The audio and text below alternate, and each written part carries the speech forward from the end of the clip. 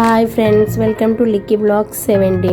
ఈరోజు పౌర్ణమి సందర్భంగా మాకు దగ్గరలో ఉన్న సాయిబాబా టెంపుల్కి వెళ్దామని హడావిడిగా రెడీ అయ్యాము. టెంపుల్ అనేసరికి నా చిరుతల్లి ట్రెడిషనల్గా హాఫ్ సారీ వేసుకొని రెడీ అయ్యింది.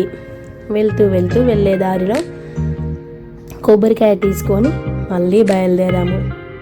టైం 7:30 అయినా కూడా ఇంకా మంచు పడుతూనే ఉంది. మనకు ఎదురుగా వచ్చే వాహనాలు అసలు కనిపించడమే లేదు. నా చిరుతల్లి ఎటైనా వెళ్దాం అనేసరికి మేకప్ వేసుకొని చాలాసేపు చేస్తుంది. కానీ స్కూల్కి వెళ్ళాలి కదా అని తొందరగా రెడీ అయింది. మేము వెళ్ళే దారిలో అప్పుడే తీసుకొచ్చిన కూరగాయలు ఫ్రెష్గా ఉన్నాయి, చాలా బాగున్నాయి అవి. మేము డిమార్ట్ నుండి వెళ్ళాము. డిమార్ట్ నుండి కొంచెం ముందుకు వెళ్ళగా అక్కడ కేఎం ఫంక్షన్ హాల్ ఆపోజిట్లో సాయిబాబా టెంపుల్ ఉంది. కేఎం ఫంక్షన్ హాల్ ఆపోజిట్లో సాయిబాబా టెంపుల్ లోపలికి వెళ్ళాము. వెళ్ళి అక్కడ గోశాల ఉంది, గోశాల ప్రదర్శించాము. చూసిన తర్వాత మెల్లగా వచ్చి కాళ్ళు కడుక్కొని గుడిలోకి ప్రవేశించాము. గుడిలోకి వెళ్ళగానే మొత్తం అక్కడ గులాబీల తోట చాలా బాగుంది.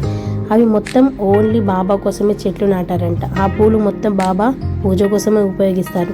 మనం ఎవరము దాన్ని అక్కడ పువ్వులు కోయరాదు. అక్కడ బోర్డు కూడా మెన్షన్ చేశారు. మేము పొద్దున్నే వెళ్ళి ప్రదక్షిణ చేసి గుడిలోకి వెళ్ళాము. అప్పుడే బాబాని అలంకరిస్తున్నారు. మేము పొద్దున్నే వెళ్ళినాం కదా, అందుకోసమనే ఇంకా అక్కడ ఉన్న బాబా పాదాలను దర్శించుకొని వినాయకుడి చెవిలో కోరిక చెప్పి మళ్ళీ